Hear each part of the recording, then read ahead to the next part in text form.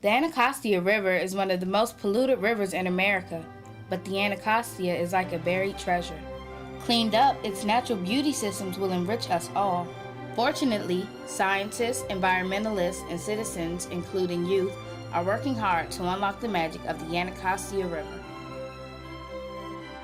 We are DC Public School 5th graders bringing video cameras and our voice to the battle to save the Anacostia River.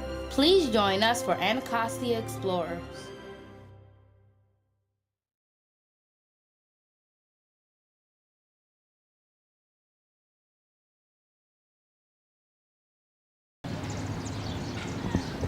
On a sunny day in April, a few conservationists stopped by our school to prepare us for an adventure full of firsts.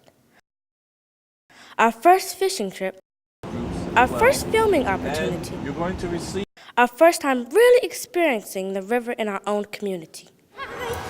I'm in the fishing boat. I didn't know what to expect because I didn't know how to fish and I didn't know much about the river. You guys are actually going to be working with a media outside of the program as well, whereas though you guys get to tell your own stories through these cameras. We're going to train you guys on how to use the cameras. We're going to train you guys on how to work the lighting, different things like that. And it's going to be all you guys' story. So does that sound interesting? Yes. So that sounds pretty good, right? I love everything that we were hearing because I never saw a fish before or filmed anybody before. The watershed concept. We met fish biologist Sylvia Whitgriff, who introduced us to our Anacostia watershed. Now I want to see how well you listen, because at the end of the presentation, there will be a test. I always give a test.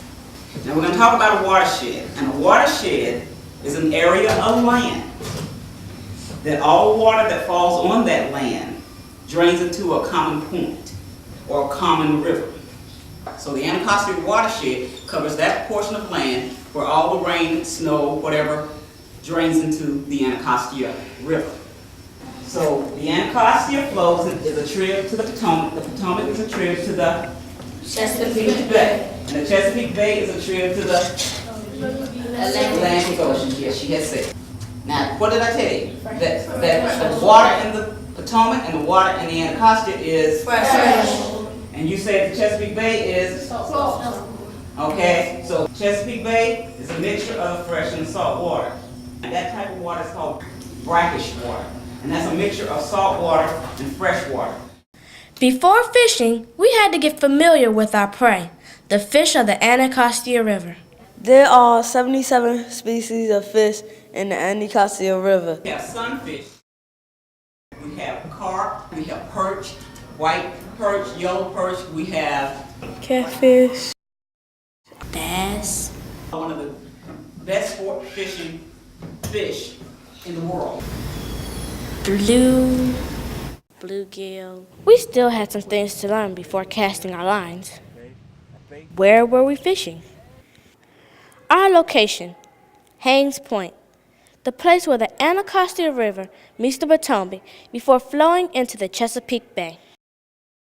We have learned a whole lot and right now we are fishing. And we still had to learn how to fish.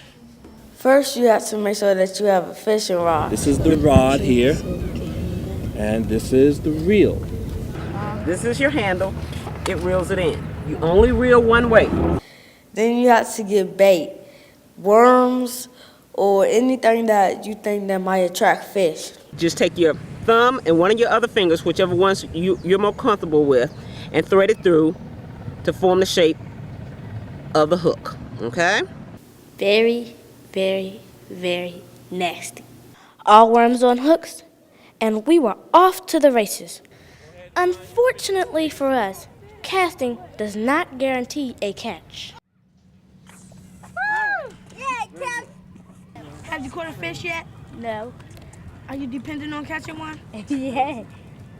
I still ain't catch a fish. But I'm going to catch a fish. You caught a fish? The fishing business, it takes patience. You just can't throw the rod in it and expect you're going to get one fish. You have to wait for a little while. Is it not your fish? Let Crystal. Hey, Crystal. Come on. That is a prize. Oh, that's a strike.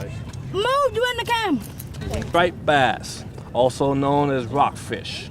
One of our species which comes from salt water to fresh water in order to spawn, all right? My line rattled and I had thought it was a fish and I pulled it in, it was a fish. Now, there you go. Now show her your fish. That's what, let them know you got a white happy, perch. Crystal? You gonna touch it? No. Why not? First time catching one? Yeah. We want to handle it safely for us and safely for the fish.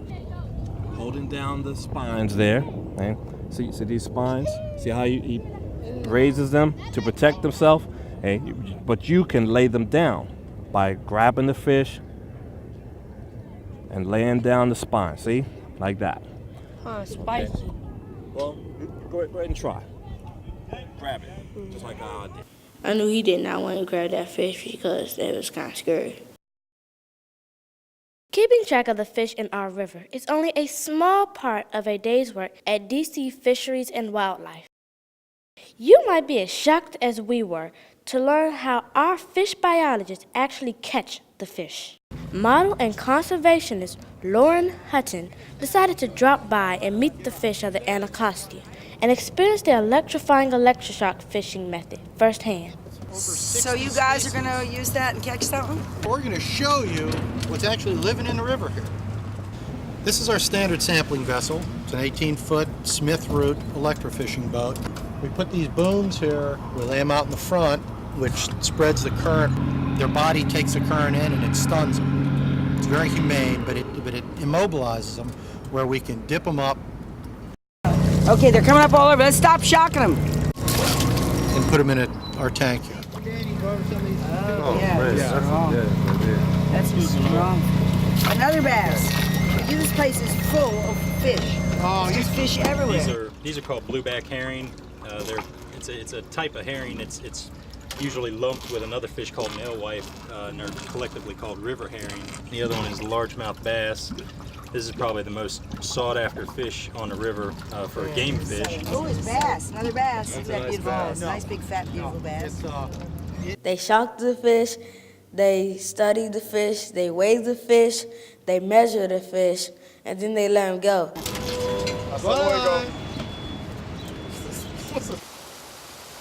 Another day, another stream, another method. This time with fish biologists in the water. They strap on their backpacks and walk in the water with their wand and shock the fish that way.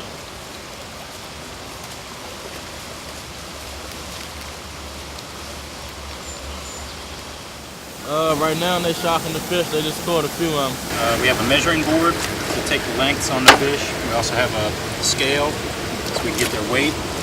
And we also have a pit tag reader. We put a small tag in it called a pit tag, P-I-T, and it's a small glass capsule that's injected into the body cavity of the fish. It's basically a serial number for the fish. It'll give us some information as to where the fish has moved from and how much it's grown over that period of time. They really do keep track of them fish. This is a largemouth bass, length 414. What I'm doing now is I'm going to take a few scales off of the fish, and we'll take those back to the office. You can read the scales, not much different than you would read the rings of a tree, and that'll give us the age of the fish. Okay, these are the alewives. The weight of 194. This is an American eel.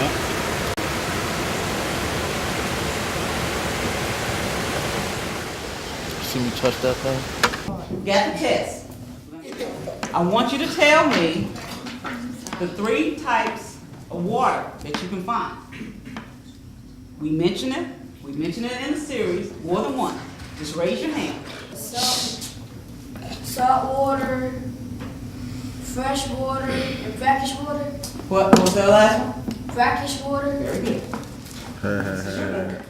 He listened with My hand. Oh. And you can share that with the class with you. Okay. That's This journey told me whether you're fishing, electro-fishing from a boat or you're shore fishing. Calvin. I lost my worm. It's a good way to connect with your environment and river.